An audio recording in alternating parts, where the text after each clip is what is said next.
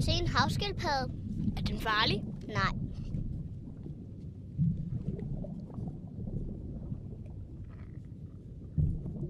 Se en rokke.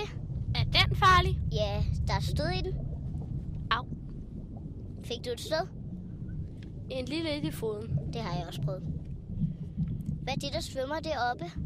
En haj. Hvad? Jeg sagde en haj.